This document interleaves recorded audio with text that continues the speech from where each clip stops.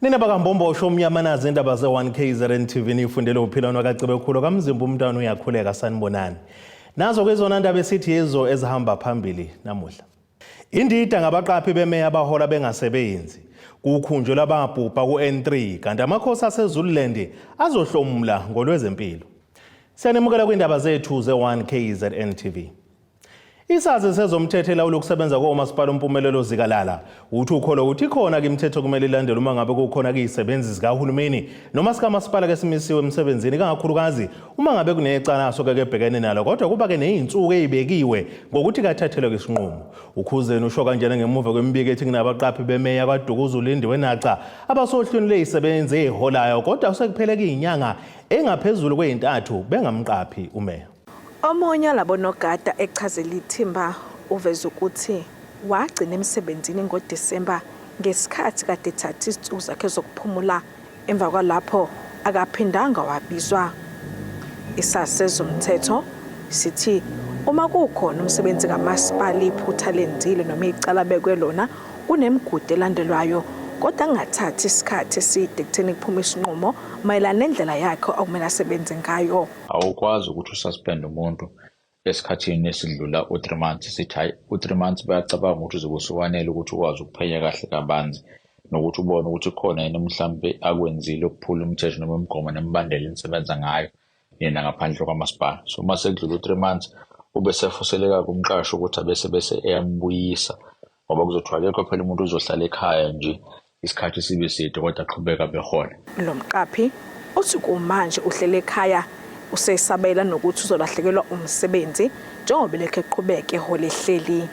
Eyami issue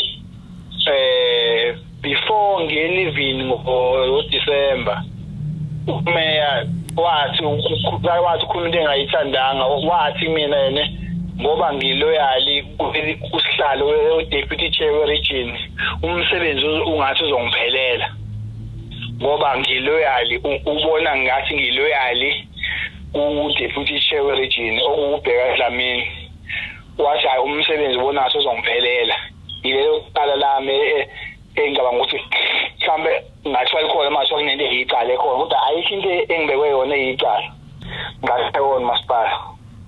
Okay. Wase uyahlala nje ekhaya usahola kodwa? Yes, ngiyahola. Uhleli kodwa ekhaya? Uhleli ekhaya yebo. Ongumeya wakulo masipala uqinisekisile ukuthi ukhona abaqaphi abamisile ngenxa yokusabela ukuphepha kwakhe. Into yabaqaphi isuke kufanele kube khona itrust phakathi koqashiwe kanye nalowo osuke emqashile lo. So if ukuthi sekukhona izinto wena usuke lo usebenza ngapha phela lento it's about impilo yakho wena usuke uqashiwe mase khona izinto othi uma uyilandela ungayiboni kahle kuyakufanele ukuthi nawe uzame ukuthi ube nendlela yokuthi uphephe especially uma usuke usuthola nanamanye ama report ukuthi nazo ezinye izinto eziye ezenzeke behind your back. So kuyakufanele ukuthi uzame indlela yokuthi ukwazi ukuthi nawe uvula amehlo uphephe ngoba fanele sibe vigilant uma soke sikulomsebenzi. Umeya kade ekhuluma nethimba wathi lolu daba usalikhuluma nomphathi walo masipala ukubheka inqobekela phambili mayelana nabo labaqaphi bakhe abamisile. KOLWEZEMPILO.1KZNTVNEWS ngikwaDukuza. Kukhunjulwe izisole zangaphangalala ezingozini zomgwaqo okuthelayo ku-N3 kakhulukazi kwisigaba saseMgungundlovu okuPeter Brown uMaphathi nesifundazwe KwaZulu-Natal. Undunankulu kulesi sifundazwe uMsindo uhambelele indawo yohlola njengoba seliphothule uhlelo lokulungiswa laleya ngxenye yomgwaqo. Ufika wabeka izimbali ngenhloso yokuhlonipha zonke izisulu zeingozi. Undunankulu wesifundazwe KwaZulu-Natal uMsindo uthe ubonga ukuthi sekuphothuliwe ukulungiswa komgwaqo uPeter Brown. Usho kanje kulandela ukuhambela leya ndawo esidlule nemphefumulo eminingi. Besilapha kuPeter Brown sifisa ukubonga kakhulu abafundisi nabashumayeli bonke bebekhona ukuzokhuleka lapha kuleya ndawo. Sithi sekwanele ukuhamba kwemphefumulo yabantu bakithi. Sithi sekwanele ukuthi abantu bahambe singekho isidingo sokuthi ngabe bayahamba emhlabeni. Sinxuse umdali ukuthi asilekelele ziphele izingozi ezinyantisayo ezenzeka kulowa mgaqo uPeter Brown. Sijabulile kakhulu ke ukuthola umbiko from uRTI kanye nakwa Sanral. Siumbonga kakhulu Sanral ngoba usinikile umbiko wokuthi lo kuyakulungiswa kwalowa mgaqo sekuphelile, okuyinto esishayela ihlombe kakhulu ngoba sekuzokhanda ke manje ukuthi imoto zihambe kahle zivuleleke, ingabi khona lesasiminyaminya ebesigcina sesidala ingozi ezinkulu. Isikhulu emaphoyiseni omgwaqo uVictor Pillay uthe ukuphothula komgwaqo uPeter Brown kwenza izinto zihambe kalula emgaqweni. From March 2021 to March 2023, after 2 years, the construction in that particular area is completed. For us as law enforcement now, it means it's a much more comfortable road, user-friendly for road users, but it means that we need to be proactive and vigilant in our enforcement, that we will continue with the 24-hour policing. Plus what we have done is installed every speed over distance and fixed site cameras, electronic monitoring and policing. We will continue with that because once a road is constructed to the satisfaction of motorists, it is common cause that motorists will want to speed and increase their speed down that portion of road. So that is why as enforcement we are vigilant and we are vigorous with our enforcement to ensure that there's safety at that particular section. uPillay uthe zibe ziningi izingozi zomgwaqo kuleya ndawo. At that particular site from March 2021 to September 2022, we had 9 crashes and we lost 24 road users in that particular accident. But when I calculated and we looked at our data from September 2022 to March 2023, we only recorded 3 crashes with 3 fatalities. But for us, what we are saying is 1 life too many. I would have been comfortable if it was just 0. uDubencube kanye nezinye izikhulu zesifundazwe ubese eqhubeka ebeka izimbali etsheni ngenhloso yokukhumbula lezo zisulu ezaphangalala kuleya ndawo. Ezindabeni ze1KZNTV nguAyanda Dube ngisemgungundlovu. Imeya kamasipala wesifunda kwiZululand uThula Sizwe Buthelezi ubekeke eqhulwini ukuthuthukiswa kwabantu besifazane yintsha kanjalo namakhosi kwisabelo mali asethule ngempela sonto. Usokwalisa wethula isabelo mali sika 1.5 billion amarandi njengoba behambele ku Ward 12 ngaphansi kwamasipala waseBaqulusini. Phakathi kwememezele iqamile kwenkulumo yakhe ube ukwethula ka 1.2 million amarandi okuzohlinzeka ngawo kusizo lwezempilo phecelezi medical aid kumakhosi angama36 angaphansi kwesifunda seZululand. Ukuthuthukiswa kwabantu besifazane ngamakhono kube seqhulwini kumasipala wesifunda eZululand kulandela ukwethulwa kwemali eyizigidi ezingama30 zamarandi ezoqondana ngqo nokuthuthukiswa kwembokodo. Lokhu kuvele ngenkathi umeya walomasipala uThula Sizwe Buthelezi ethula isabelo zimali salomasipala emondlo ngempela sonto.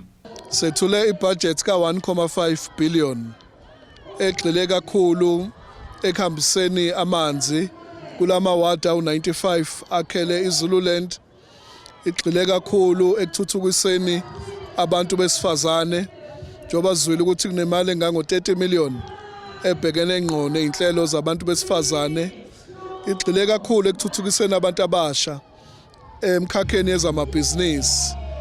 Sase futhi sibheka kakhulu laba baswele okuthiwa ipoverty alleviation.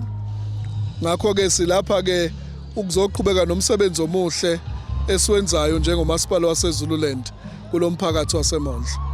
Kanti okunye okuthe kwahlaluka ngenkathi umeya ethula inkulumo yakhe yimizamo kamasipala yokusebenzisa uhlelo lwama-windmill ukuphehla amanzi ukuze kuzogwemeka izingqinamba ezilethwa ukucisha kukagesi. Sishilo ukuthi mase kuqala unyaka wezimali ngoJuly kunama ward awu9 futhi lapho esofaka khona iboholi ahambisana nama-windmill ngoba inkinga kagesi isisiphoqa ukuthi singasebenzisi injini kakhulu kodwa siqhamuke namasu amanye azoletha amanzi.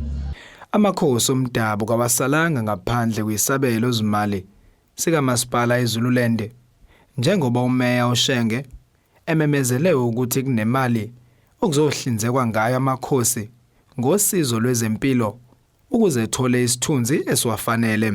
Njengoba amakhosi alapha eZululand u36 sibambisene nenkampani yakwaBonitas wodwa umasipala iKZN yonke enohlelo lokuhlinzeka amakhosi ngemedical aid sithathe imali engango 1.2 million ezobhekana ngqo namakhosi ukuze akwazi ukuthi nawo abe nesithunzi esifanele uma bedinga ukunakekela ngokwezempilo. Ezindabeni ze1KZNTV kube kumqondisi Miyeni eFilidi. Kwethula uhlelo lezokuphepha njengoba seyihubela sakusha ngamaholiday ephasika kuleli. Kuyinjwayelo ukuthi ke kwandi igameko zobugebengu ngalesi sikhathi kanti inhlaka ezahlukene zokuphepha zixwayisa umphakathi ukuba kugweme ingxabano ngalesi sikhathi. Ungqongqoshe wezokuphepha KwaZulu-Natal uSipho Hlomuka uthe konke sokumi ngomumo ngezokuvikela esifundazweni kusukela kumaphoyisa alwa nobugebengu kuya kulawo omgwaqo. Ukusho lokho emafakateni lapho bekwethula khona lolu hlelo. Abantu bathe bafise ngathi ngabandwa njalo imkhuleko kuleli. Lokhu kuvezwe ilungu lomphakathi ebelihambele uhlelo lwezokuphepha kwephasika. Ngokwami uphuzile ngoba usathana ugijima phambili. Thina amaChristians njalo siza kamumva, I don't know why, but siza kamumva. Usathane kade aqala enza ingozi. Kodwa ngomusa kaNkulunkulu ngoba khona abakhulekayo abamile ezweni nasekukhulekeni. Bagingqikile ingane zezikole kaningi sabuka amakhumbi gingqiki athwala ingane abantu balimala kwangaba khona abafayo leya phayile lapha yayisemhlanga kwakufanele ngabe kwafa abantu abaningi namanje mayingenzeke enye iphayile lapha esithandazela ukuthi ngabe ikhona angeke bafe ngoba ukukhuleka siyakhuleka futhi angeke sisama. Usihlalo wamakhosi esifundazweni inkosi uSifiso Shinga ugxeke ukugwazelwa kwamaphoyisa. Ke bafowethu nodadewethu kulezi zikhathi ezimbi kangaka ngoba siyazi suke ziningi izinto eziphazamisa imiphakathi yakithi nalabo akuyibona abaphehla noma benza izinto ezingalungile ke sikhohle ile drink le ekifuneke emgaqweni ngoba emgaqweni ziningi igilamkhuba ezidlula kalula ngoba zithemba ukuthi kukhona eziyokuveza ukuze zikwazi ukudlula. Siyanxusa ukuthi ke nabo ke abasiphathele ezomthetho ba qikelele ekutheni izimo njengaleso ubuthakatha obunjengalobo ababhubha abangeni kubo ukuze imiphakathi yakithi iphephe kakhulu. Ukhomishana wamaphoyisa KwaZulu-Natal unxuse amakholo kuba abakhulekele. Sidume kabi ngokuthi kunengozi kuyafiwa abantu babulalana ababuyile beze emaphasikeni emakhaya bafike balwe noma benemicimbi abanayo bagcina kuba nengozi eziphumayo. Sizocela nje ukuthi amakhola wonke asize asithandazise ukuze nathi siphephe sibe sikwazi ukuphephisa umphakathi lapha ngaphandle. Ungqongqoshe wezokuphepha esifundazweni uSipho Hlomuka uthe iphasika kusona isikhathi sokubhiyoza. Njengoba kuza iphasika sizocela ukuthi iphasika kungabi i-weekend kokuphuma kwegazi, kungabi i-weekend yokuphuma kwemphefumulo, kungabi i-weekend yokuthi kushayiswe imoto. Kodwa konke lokho akuzukwenzeka noma ngamaphoyisa kuphela. Amaphoyisa ewodwa, mangikhuluma ngamaphoyisa ke ngikhuluma nge-SAPS, ngikhuluma ngama-traffic officers, ngikhuluma ngazonke ama-law enforcement agencies. Awazukwazi wonke ukuthi abophe izigilamkhuba kodwa azokwenza lokho ngokubambisana nomphakathi. Ezindabeni ze1KZNTV nguAyanda Dube kisemafakatini. Ake sithi ishelele itolo umbukelo sophinde sibuye nezinye izindaba.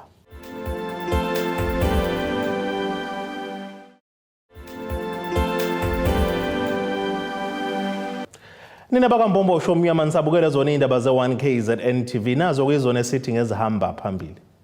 Indida ngabaqaphi bemeya abahola bengasebenzi kukhunjulwe ababhubha ku-N3 kanti amakhosi aseZululand azohlomula ngolwezempilo. Sekuphela cishe inyanga yesibili umndeni wakaNzama udunguza ontwini kulandela ukuduka kwendodana yabo uSimphiwe Nzama oneminyaka engama-35. Khulumela kumndeni uSiyabonga Nzama uthi abasenalo ithemba lokuthi umalume wakhe bayomthola esadla nhlamvana ngoba seside isikhathi alahleka. Khuluma neziko leindaba uthi umalume wakhe wathathwa imoto abangayazi ewuhlobo lweveni elimhlophe. Umndeni wakaNzama eMthwalume ogunulisa iningizimu nesifundazwe KwaZulu-Natal uthi usulahlekelwa yithemba lokuthi indodana yalomndeni edukile bayoyithola isaphila njengoba sesiside isikhathi idukile. Okhulumela umndeni uSiyabonga Nzama uthi umalume wakhe wathathwa imoto abangayazi kodwa ewuhlobo lweveni emhlophe kanti uthi kwakunabantu ababemfuna ababemsola ngecala lokweba amakhebula kagesi. Wasolakala emfazane kuthiwa webile amakhebule agesi. Ukusolana lwawo bese kunabantu ade bemfuna vele abayiforum so befika labantu la ekhaya nasemgaqweni bengamtholi. Kwaba nevan elimhlophe. Ivan elimhlophe single cab ebhalwe inumber plate for Maria. For Maria lo waseBhayibhelini uMaria. So le van leyazana likhulume luzi lafela lapha ke tavern kwahlika indoda kuyona le van egaxela isibhamu. Ichaze lo bhuti wathi bambiza nje wathi woza bhuti wena ungakwazi ucentela igeje wavuma malume athi yawa wasewangena emotweni kanjalo kwabe ukumgcina kwesu lapho ngolesi sekuyowelela kwinyanga yesibili and masibuka umuntu masenyamala isikhathi sidanga ngathi sesibona ukuthi sefana nomuntu ongasekho emhlabeni. Ube seveza ukuthi balahlekelwa yithemba ngendlela ahamba ngayo kanti futhi ababona ukuthi lapha ekhona usaphila. Banxusa kutholakale noma umzimba wakhe bakwazi ukufihla ithambo lakhe bewumndeni. Lapha isikhathi sesihambile seside kakhulu sinankinga ukuthi ya kwakwenzekalani wayise ekubalekile ukuthi kubalekile wonke umuntu angcwatshwe. Ikona ayikho into ebuhlungu njengalo ukuthi wonke umuntu faka angcwatshwe. So yena nje bengathola kanje kuze kushaya isikhathi kusiphatha kabuhlungu nje ngomndeni. Ama ukuthi usaphile siyacela bandla basibuyisele yena umama noma ithi kuthiwa kaphili basinike nje noma i-direction la sokwazi simthole khona ngoba phela asinankinga okubalekile manje ukuthi fasa imgcwabo malume. No ayikho into ehamba nayo. Wohamba nje uyena nje ngoba yonke into zakhe zikhona ipasi lakhe likhona. Iqhuba uthi okubaphatha kabi kakhulu ukungasukunyelwa kodaba amaphoyisa njengoba selokubabike emaphoyiseni asehibhadini badunguzwe bumnyameni ngokuqhubeka kwecala.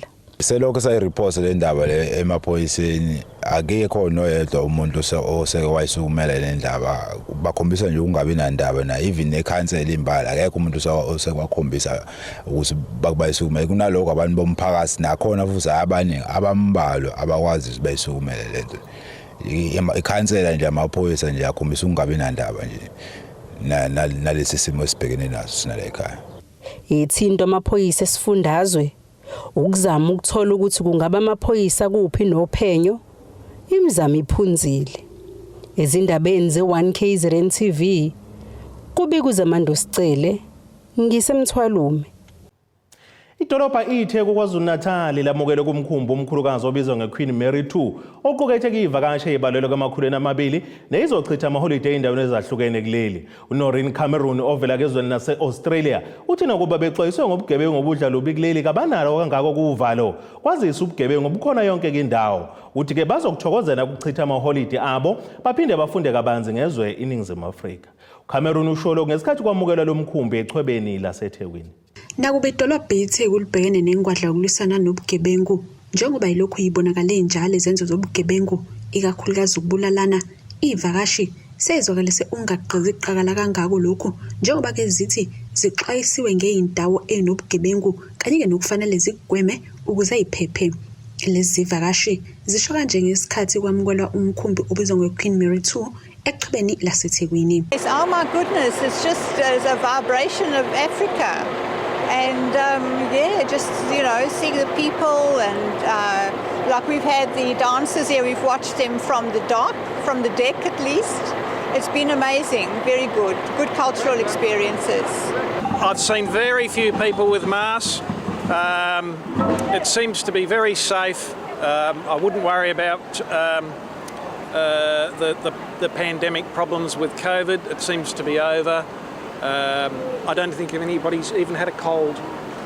It's been but lovely. Also, I think you do need to take your own personal health into consideration. Yes. We're always sanitising on board the ship, and you do try and keep your distance, and you're aware of what's around you, but everybody's very well. And my advice is, I think COVID's behind us now. Let's think positively and start travelling again. Lona ngomunye wemkhumbi emkhulukazi kanti ubuqukethe ivakashi engamakhulu amabili kanye nabasebenzi abangu-950 ugcine eminyakeni emithathu edlule ukuba kuleli ngenxa yokuhlasela kwegciwane i-COVID-19.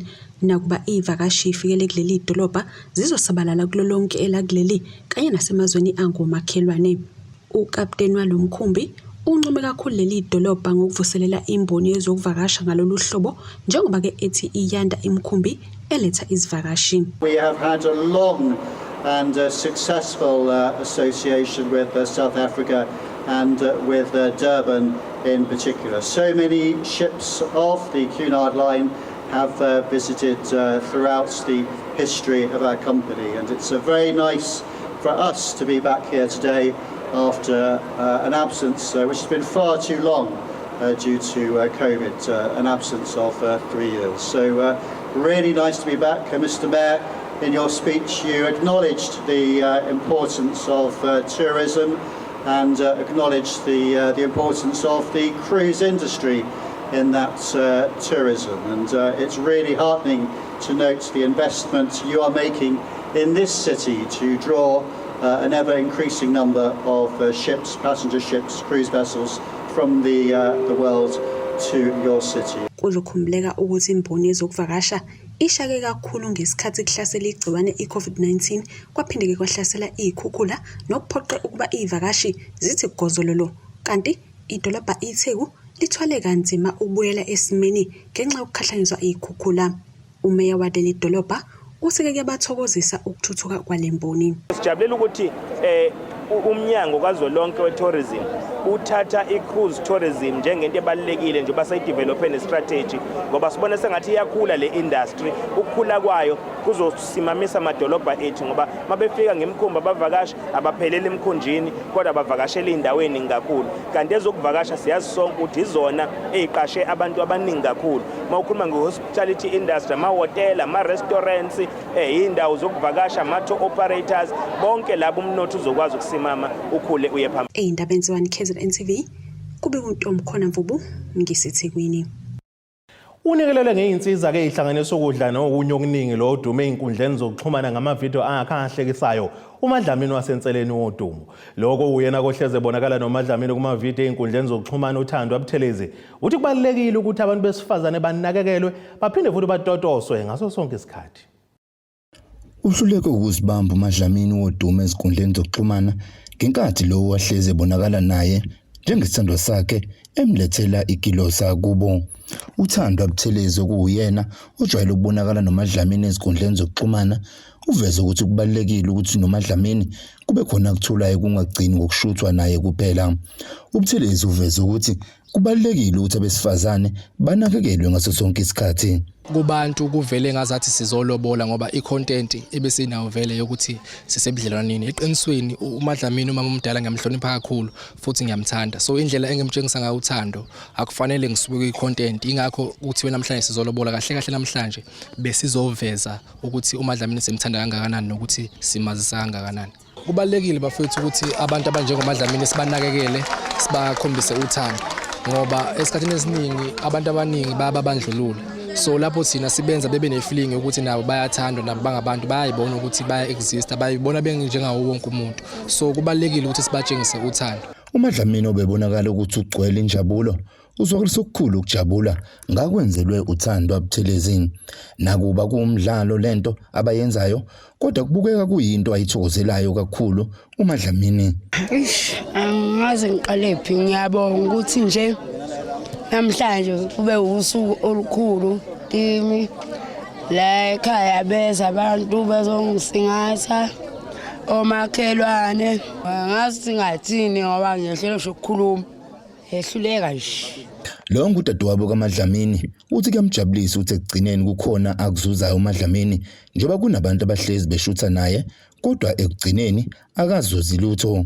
Sibonga ubhuti uMbangi iqinisa lenzile guys. Usisi wesikade nje aqala ukutrenda nje but uyena okwazile ukuthi afike la emndenini wakaDlamini asho ukuthi no uyabona ukuthi kwenzakalani yonke into ifollow up nokumnakekela kwakhe nokumkhombisa uthando since kuumuntu o mental disabled.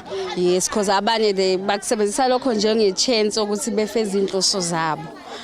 Udadewabo uphinde wazwakalisa ungenami kwakhe ngezinhlamba abazitholayo kubantu. Kanjalo nokuyilabo abaphophotha uMadlamini ngosuku lwesithandani Valentine bazakwelisa ukujabula ngalokho abakubonayo ukukhombisa uthando kuMadlamini. Abantu bayakhuluma guys go Facebook besithuke bethi nje usithe noma esemlungisile ubhuti uMbangi namanje basasithuka nje ngizokusho lokho kube clear bethi noma esemlungisile thina sifike simgeze la ekhaya kusho ukuthi thina sinomona waye lokho sikhuluma ngoba siyahluleka asidle lamaphithe esinika wona sivala umlomo.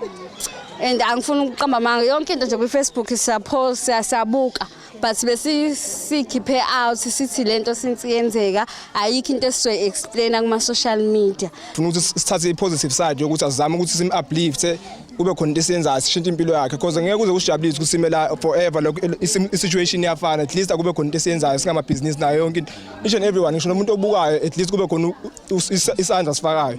Amalungu omphakathi abangane isihlobo bebephume ngomningi babo ukuzosibonela amalobolo kaMadlamini njoba bekudume kanjalo ezinkundleni zokuxhumana. Ezindabeni ze1KZNTV kubikuthi abantu maphumulo enseleni. Ake sithi ishelele etolo umbukelo sobuye sibuye nezinye izindaba.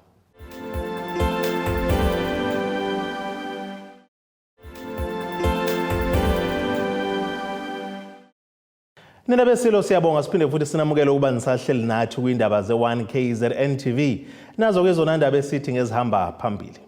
Indida ngabaqaphi bemeya abahola bengasebenzi kukhunjulwe ababhubha ku-N3 kanti amakhosi aseZululand azohlomula ngolwezempilo. Ake sibheke engosini yezomnotho.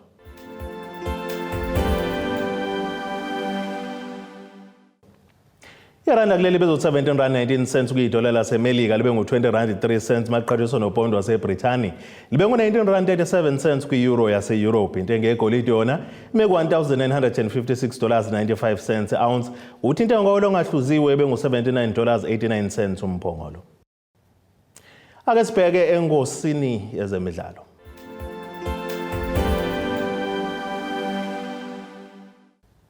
Umqeqeshi weqembu losuthu uMabhesha Nkone kaNkotheni AmaZulu FC Roman Falls ufuna ukubhekisisa imphumela yokuhlola komdlalo wakhe uGeorge Maluleka ngemuva uthola umdlalo wasesiswini lale phansi enkundleni ngesikhathi bebhekene nezinyoni zaseDubi Swallows FC kumdlalo weDStv Premiership ngomgqibelo kusihlwa enkundleni Moses Mabhide eThekwini. uMaluleka bekubuka sengathi ucinene nesifuba ngesikhathi ke esengezwe nguNompempe odokotela bawomabili kamaqembu baphuthuma ukuyomlekelela enkundleni ngaphambi kokuthi akaphume esethola imoto ezimo phuthumayo. uFalls uzwakalise ukukhathazeka ngesimo sakhe lomdlali njengoba bese kungokwesibili kwenzeka into efanayo kuyena uMaluleka njengoba nangozibandlela uDisemba nyakenye wathola usizo lwezempilo ngesikhathi bedlala neqembu leSekhukhune United kodwa kwakwazi ukubuyeka aqhubeke nokudlala. Ake sibheke naso isimo sezulu esingalindeleka.